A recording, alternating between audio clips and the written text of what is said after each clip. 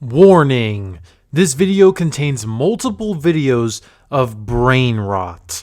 If you wish to keep your sanity, it is not recommended that you watch. Now that you're aware, we can begin. What is a betamale? You're a betamale, Sonic. What you doing? I was trying to tap that level 10 giant you got. Let me refuel up real quick, watch this Oh. Your panties are gonna be wet after this Oh no.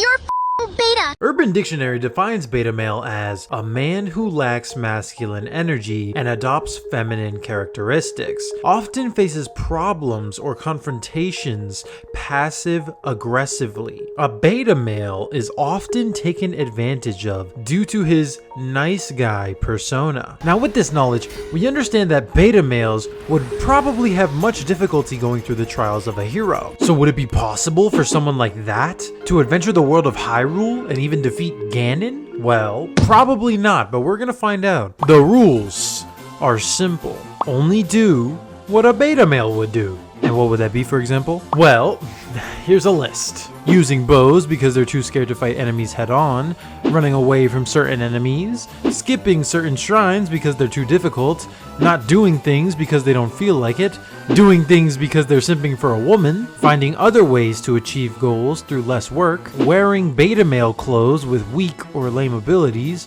that also typically look weird or bland, and I don't know, anything else? Let's go. The first thing to do is pick up your broken sword and slice the branches. Considering the game forces you to do this, we do it because beta males love to follow rules given to them from a higher power. As we continue on, we find a skirt, and immediately beta male Link puts it on because beta males love to wear girl clothes. Encountering my first enemy, I ran away like a baby. Not too far ahead, there was a nice construct person that gifted me a Purah pad. Now, instead of being an alpha male and using it for its purposes, the beta male Link spends 6 hours watching e-girls and donating to them. After this, beta male Link encounters a bunch of enemies. I ran away from every threatening construct in fear of death, and it wasn't until this construct kept coming at me that I finally thought of a beta way to defeat them. Instead of getting in close proximity to them, I could throw my weapons at them from a distance. With this knowledge,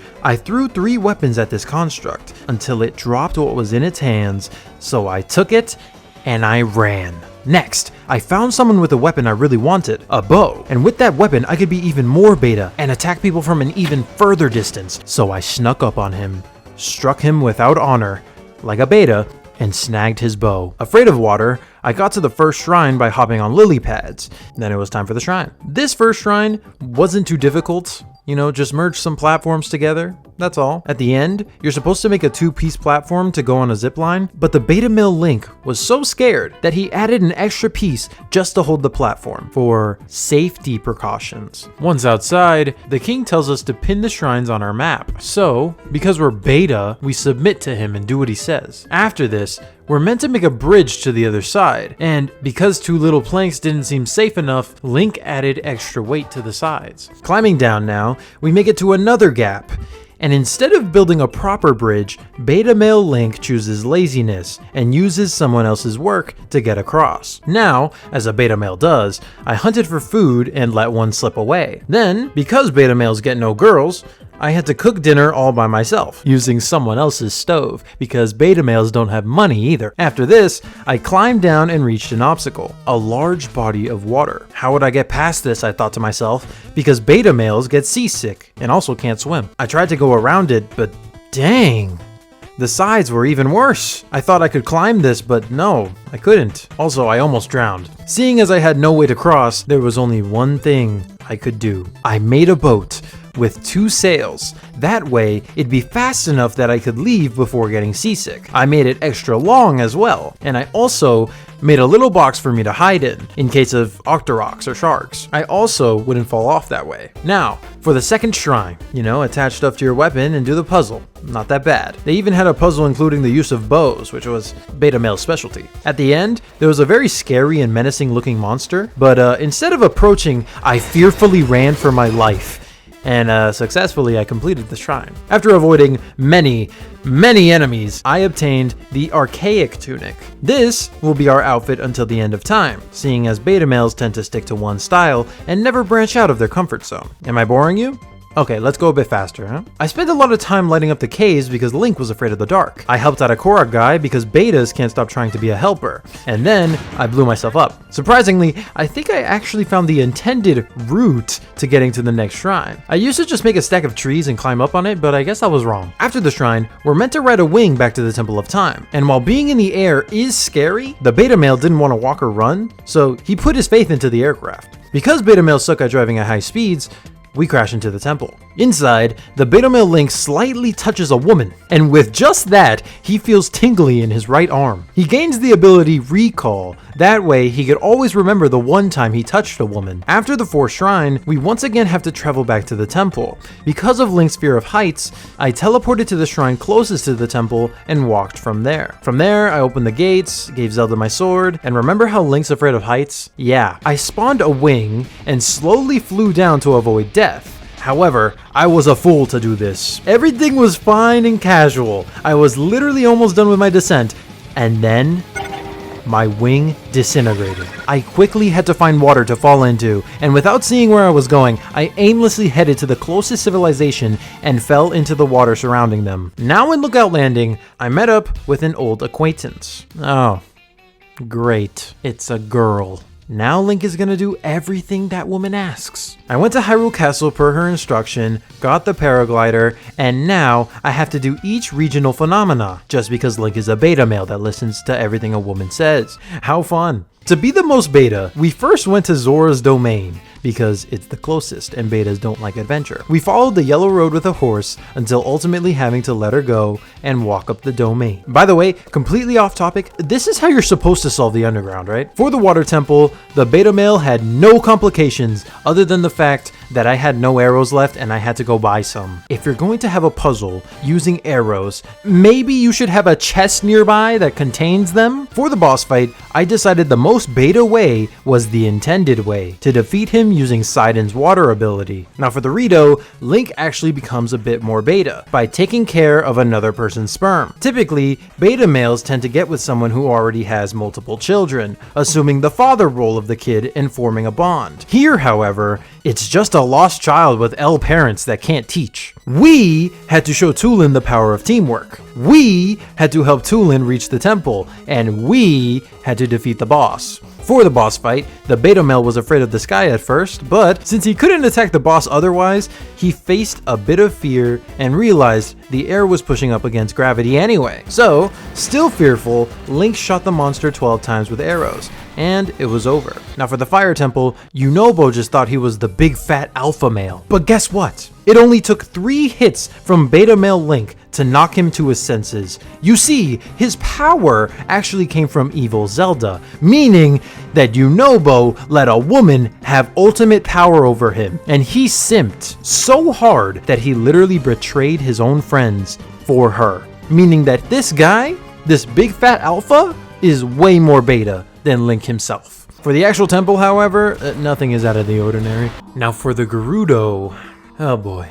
I think beta male Link might just fall for this one. This girl doesn't actually command us around that much, so luckily we didn't have to do that much, but we do hang around her throughout the entire lightning temple, and it just slightly makes him uneasy. Inside the dungeon, I tried to do like a trick with Ascend, and instead I just had a beta moment. Honestly, for this temple, I have no beta jokes, but I literally became a beta due to my inability to defeat Queen Gibdo. Like, dude, are you kidding me? How do I die this much? This boss is so annoying. And look at this death, for example. This is just cheating. What? I didn't know you could just change angles while coming at me like a bull. Riju just can't stop getting hurt, and it's really annoying to have to wait 20 minutes to hit a single lightning arrow. But I did beat it, and finally the dungeon was over. After this, Buliara, a big alpha woman, requested that Link go to Lookout Landing. After hearing this, as fast as beta male could, he ran over there,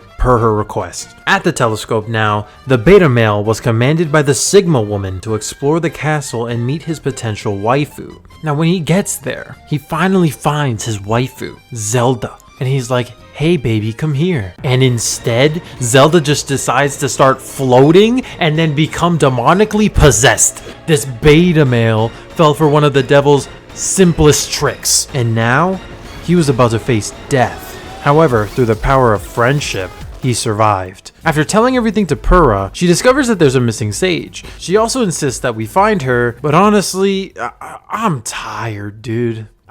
I just don't want to do that. And so, I thought to myself, right, this is the betamale video. I don't feel like doing this thing, so I'm not gonna do it. That's what betamales do. So, here's the plan now. We're going to beat the game while the main quests stay incomplete, and I'm going to fight Ganon in the most beta way possible. And what is that way? Puff Shrooms. With the use of Puff Shrooms, you can alter the vision of your foes and sneak strike them to deal critical damage. This is super beta because not only does it lack honor, it's practically cheating. So I left the lookout, entered the underworld, and ventured the land, gathering all the shrooms I could find. And now, I teleported to Hyrule Castle, and in my beta uniform, along with shrooms and a couple extra necessities in my inventory, I hopped inside the Hyrule Castle chasm and went deep into the Earth's core. Then, everything fell apart. As I entered the depths, I, like a beta, avoided the monkeys at the start. Then, I very closely ran from the bats. But then guess what happens? There's a Lionel. And I had already anticipated what had to be done to get past this. The use of a rocket fused to a shield for levitation. So I equipped this shield that I had made earlier, and I began to fly, but nope, the Lionel cut me off. So I fight him a little bit, then I equip my second rocket shield, and this time I almost didn't make it, but with one jump, I was able to escape. Straight after this, I got gangbanged by some ice enemies. They literally froze me in place, and then the maggot looking thing just sucked me up. And then, right after, the most beta fight in history happens. I go down, I try to fight some lethal foes, and they both attack me at once. Like, dude, do I look like Bruce Lee to you? As I fought them together, I killed off the other and ran to the archer. And without noticing, he shot me dead. How I didn't die was because I had a fairy save me. But now thinking about it, do you realize how beta that is? I died from that. Once that was over, I thought to myself, this couldn't possibly get any worse. Right? Well, guess what? It did. I fused a rocket to my lowest durable shield so that my other ones wouldn't take any damage. And when it was time to use it against the Gloom Hands, it broke my shield upon initiation. What?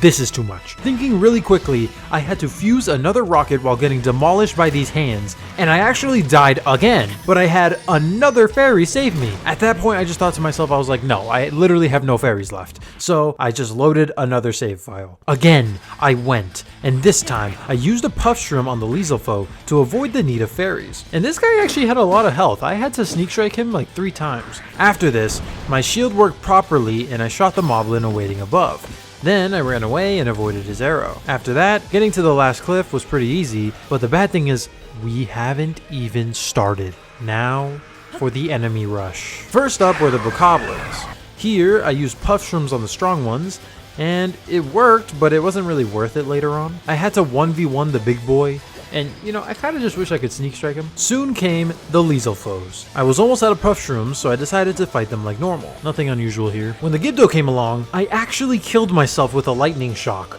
but once again, my fairy saved me. Now when it came to the last enemies, moblins, I used my last 2 puff shrooms, and I sneak striked about all of them. Sneak striked?